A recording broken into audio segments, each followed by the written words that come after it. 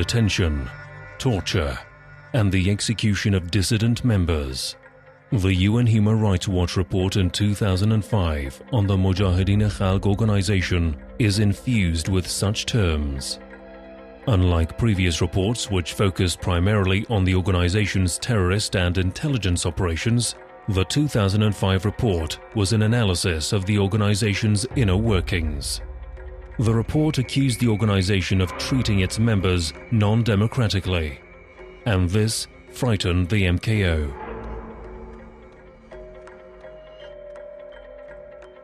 A number of witnesses who were detained and tortured inside the MKO camps named Hassan Izzati as one of their interrogators. Hassan Izzati's son, Yasser Izzati, also interviewed for this report, confirmed his father's identity as an MKO interrogator. وقتی که رفتم آلمان یه سری از بچه‌هایی که قبل از من تونسته بودن به هر نحوی فرار کنن و این سازمان جدا بشن خاطراتی از پدرم تعریف می‌کردن که اسم مستعارش نریمان بود.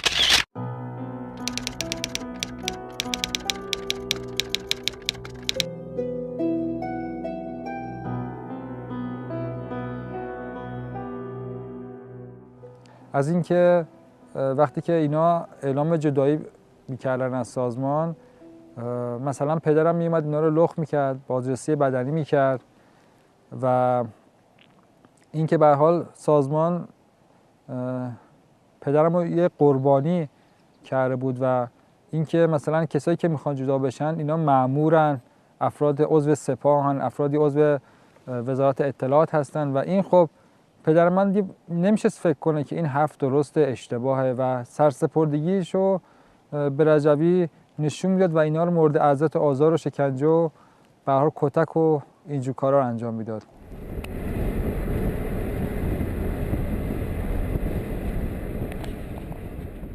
البته اعضایی که می اومدن اونجا از بچهای اطلاعات سازمان مجاهدین که از اونا بازجویی میکردن یه چند نفر ثابت بودن که یکیش اسم سیدعلی بود، یکیش هم حسن محصل بود، یکی اسم مستعار داشت به نام بهش میگفتن نریمان ولی اسم واقعیش رو کنم حسن عزتی بود. اینا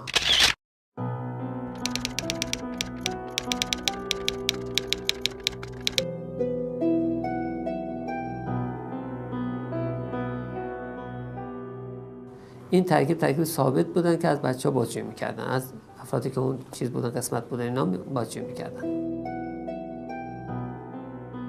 دو راه بیشتر نداشت، یکی مرج بود یا باید مرج رو انتخاب میکردی با اینا در میافتادی میگفتی دیگه حالا یا میمیرم یا میرفتی جلوتر میگفتی حالا بریم جلوتر ببینم چی میشه.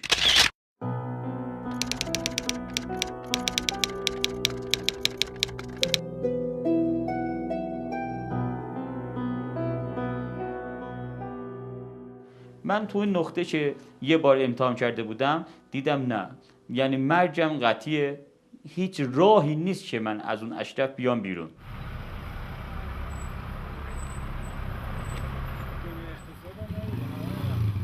از دوران کودکی اون چیزی که یادم میاد According to my childhood memories, my mother was a teacher, not a political activist. My father, for some personal reasons, decided to cooperate with the MKO. با سازمان مجاهدین همکاری کنم. حدوداً سال 63-64 بود که I guess it was 1984 or so when my parents and I, along with another married couple, Farah Shaybani, and her husband Mohammad Shaybani, headed towards Kurdistan border. حرکت کردیم به سمت مرز کردستان. Yasser Izzati was 3 years old when his father decided he and his mother would be going to Ashraf garrison in Iraq during Saddam's regime. A decision that triggered an avalanche of misfortunes for the Izzati family. قرارگاه اشرف که ما رفتیم چیزی حدود In Ashraf garrison, there were around 800 children from newborn babies to adolescents. After a while, a rumor circulated that some children were being sent abroad, and as a result, the number of children was dropping or going to drop.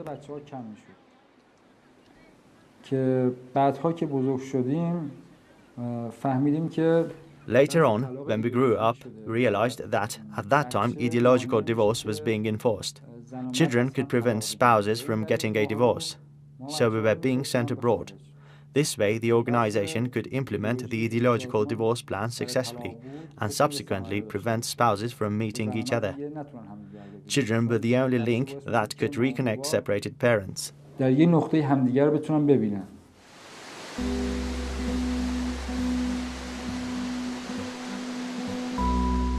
خلاصه منو فرستادن به ما رو فرستادن با اتوبوس. Finally, we went to Jordan by bus.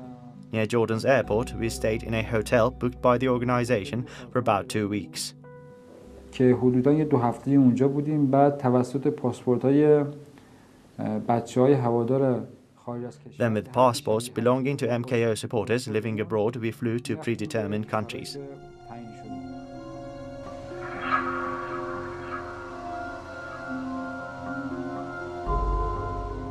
During the MKO ideological revolution, Hassan Izzati separates from his wife, Akram Qadimul Ayyam, while his son Yasser struggled with the adverse effects of Rajavi's methodology.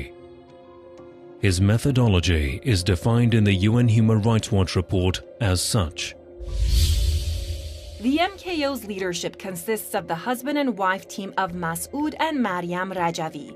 Their marriage in 1985 was hailed by the organization as the beginning of a permanent ideological revolution. Various phases of this revolution include divorce by decree of married couples, regular writings of self-criticism reports, renunciation of sexuality, and absolute mental and physical dedication to the leadership.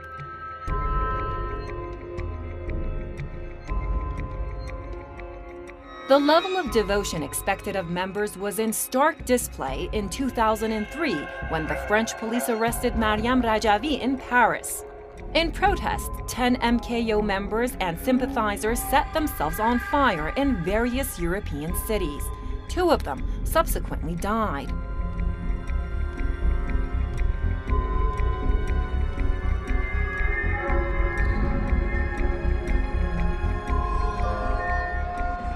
Nine former members cite the implementation of the ideological revolution as a major source of the psychological and physical abuses committed against the group's members.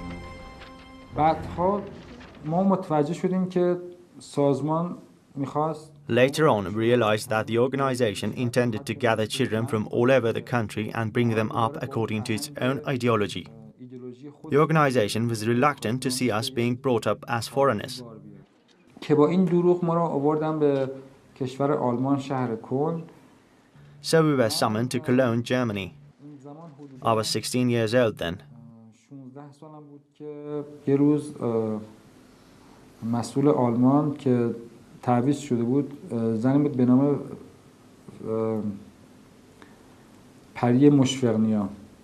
One day, our new supervisor in Germany named Peri Moshfegnia brought me my mother's last will and testament. My mother was a victim of Rajavi's warmongering. She said my mother had lost her life for the organization's cause and I had to avenge her death.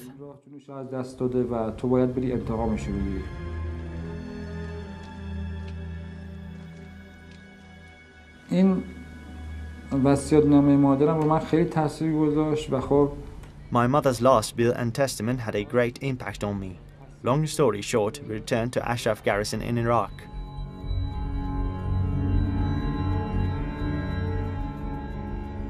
But when Yasser decides to leave the organization, he enters a new phase of his life. He and his fellow men never imagined they would have to pay such a heavy price for their decision. The former MKO members reported abuses ranging from detention and persecution of ordinary members wishing to leave the organization to lengthy solitary confinements, severe beatings, and torture of dissident members. زمانی که مثلا من اعلام کردم که میخوام از سازمان خروج بشم و When I announced my intentions to separate from the organization, my father slapped me hard across the face, warning me not to do any such thing. I realized then that we were deprived of freedom of choice. We had to obey the organization's orders. چیزی که برای من خیلی عجیب بود Strangely enough, my father had changed into a staunch member of the organization. He would do whatever was to the benefit of the organization. سازمان براش منفعت داشت، به نفع سازمانمون رو انجام میداد. از سلام نکردناش چند بار مثلا من میرفتم پیشش سلام میکردم، خیلی سرد جواب میداد. He seemed cold and distant when I went to see him. In festivals and ceremonies, he would always ignore me to portray himself as a loyal member to the organization. He was a victim of Rajavi's cult. He was brainwashed. رجوی بود که بهاش شستشوی مغزی داده شده بود.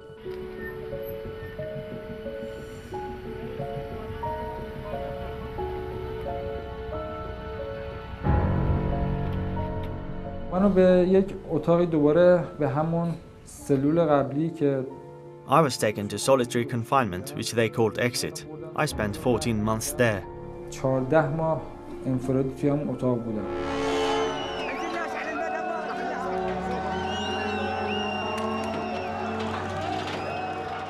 The fall of Saddam's regime was good news for the Iraqi people. It opened a window to the outer world for those imprisoned in the bowels of the MKO garrison.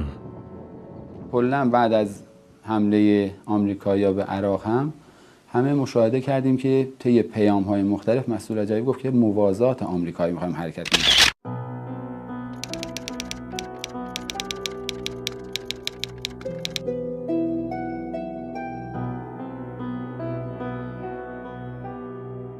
کتابخونه‌ها تصفیه شد، کتابایی که مربوط به آمریکا و ضد امپریالیستی و از این شعارهای سازمان بود همه جمع‌آوری شد و همه تقریباً توجیه شدیم که به موازات آمریکایی خطوط استراتژیک سازمان باید چیده بشه.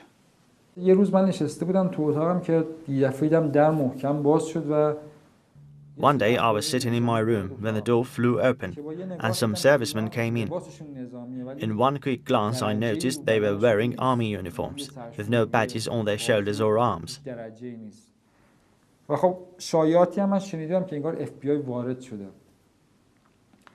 خلاص اینا با من صحبت کردن، اینا گفتن که Rumor had it that the FBI had entered the garrison. They asked about my identity. I told them that I wanted to separate from the organization. They told me that they would transfer those who wanted to separate from the organization to another place and then to a foreign country. They said I could join them. و تو هم اگه میخوای بیا. Yasser was released and went to Europe. The UN Human Rights Watch interviewed him and mentioned his name in a report. After the first 6 months in Iraq, I realized I had no desire to stay. In Europe, I had an image of a democratic organization. But in Iraq, I realized the extent of censorship and control. I wanted to leave. I was repeatedly told the only way out was to go to Iran. I was too afraid to go to Iran.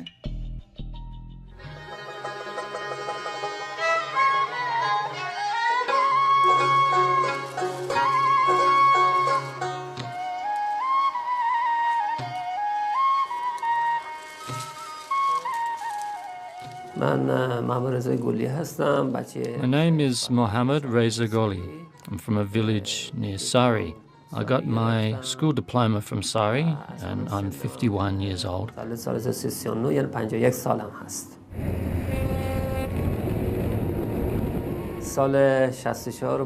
In 1985, I received an invitation from a relative who was studying in Germany. So I went to Germany. My intention for staying there was to attend university. Financial problems and visa restrictions made me return home after a month. I spent a few years in Iran after my return, and in 1988 I went to Istanbul looking for a job. I was also waiting for an opportunity to apply to a university.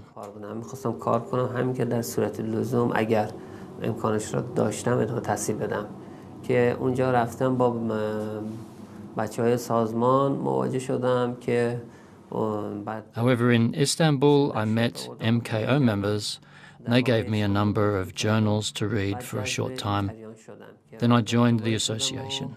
For a while, we were working in Istanbul by going to crowded places and distributing journals and giving the organization's address to those who had come from Iran.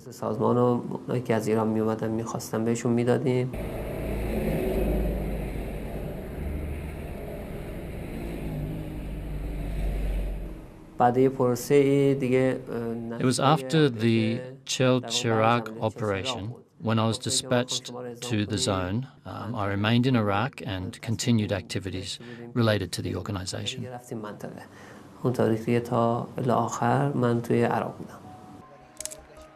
24 years inside Ashraf garrison had made a professional organization member out of Mohammad Reza Gholi. His mentality was that of a man who's lived in a cult. He knew very little about the outside world.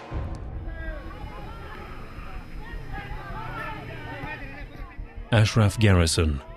On the other side of the walls, Mohammad Reza's brothers wait, hoping to see him. But they are not allowed in.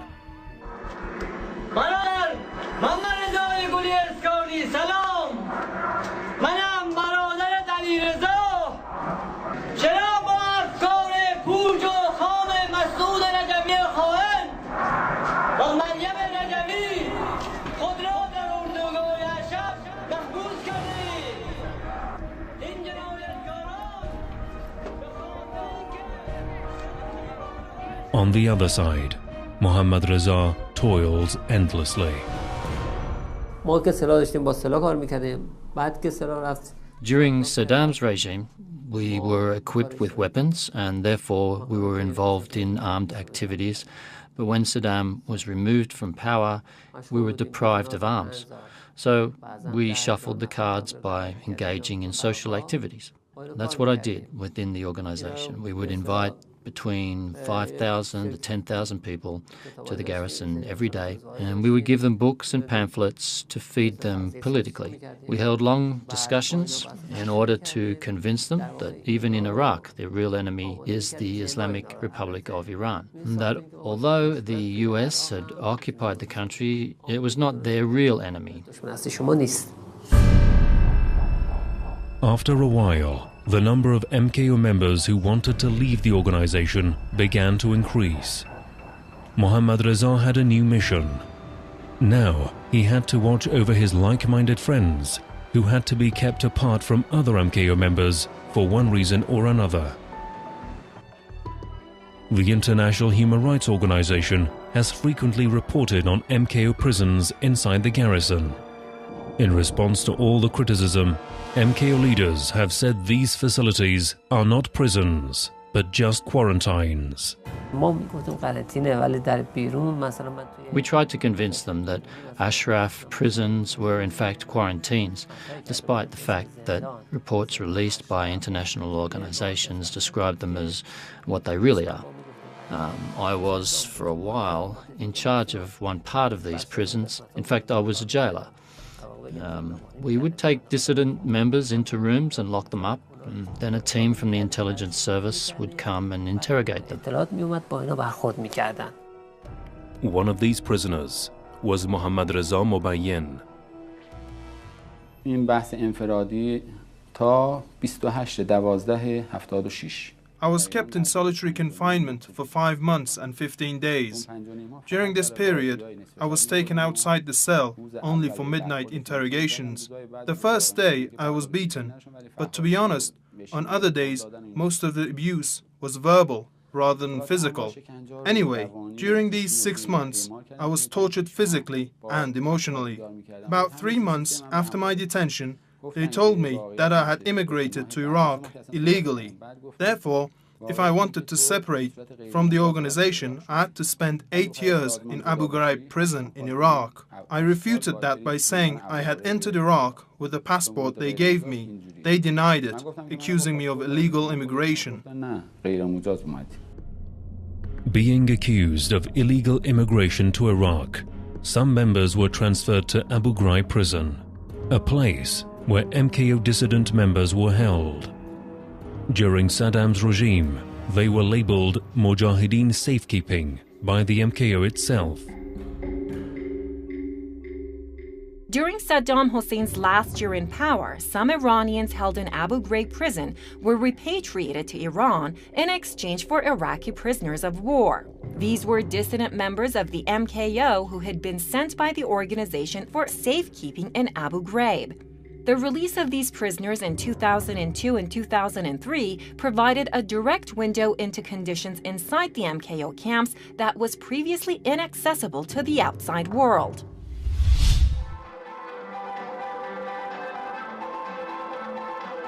One of Mohammad Reza's activities in Ashraf garrison was singing. He had a good singing voice, so he decided to go on the organization's official TV channel called Azadi TV in order to send a message to his family.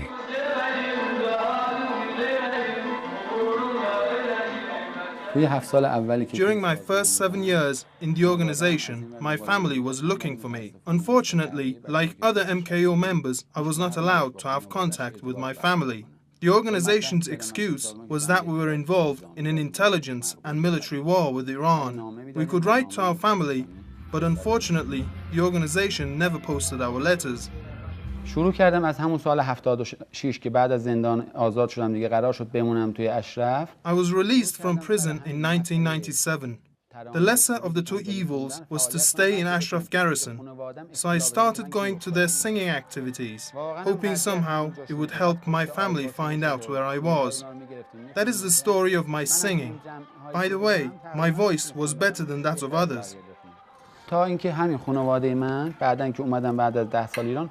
After 10 years, a relative I used to go to the mountains with called them and told them he'd seen me on Azadi TV.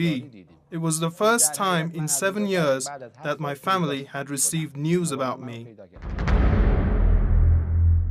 In another corner of Ashraf garrison, Mohammad Reza Gholi, the MKO prison warden, is making big, life-changing decisions. What occupied a lot of my thoughts was this. If this system was based on democracy, why did some members want to escape?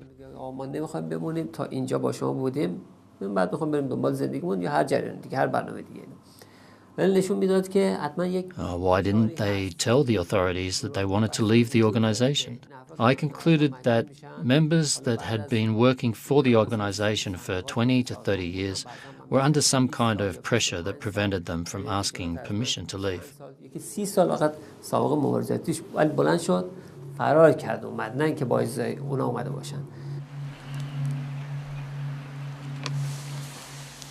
Mohammad Reza, who once watched over MKO dissident members as a prison warden, has now joined them. He had experienced the ordeals members had been through and sympathized with them. He knew that there was just one way to leave Ashraf garrison: to flee. Finally, with the help of his friend, Mohammad Reza planned his escape.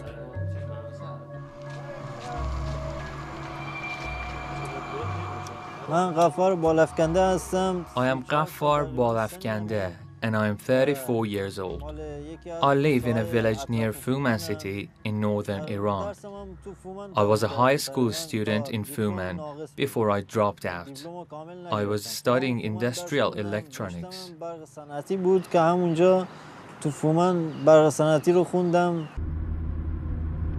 In 2001, Ghaffar left Iran for Turkey in the hope of finding a more lucrative job. It was in Istanbul where he met MKO recruiters. They suggested he go to Iraq and ask the MKO to facilitate his immigration to Europe. Ghaffar took the bait. A short time later, he found himself in Ashraf garrison. In the early days of my stay in the garrison, they told me that they didn't have a job for me. I reminded them that they took me there promising me a job and the chance to go abroad. They went back on their promises. I began protesting. They warned me if I kept protesting, I would be sent to an MKO prison for 2 years and then to Abu Ghraib for 8 years, till my information would render useless.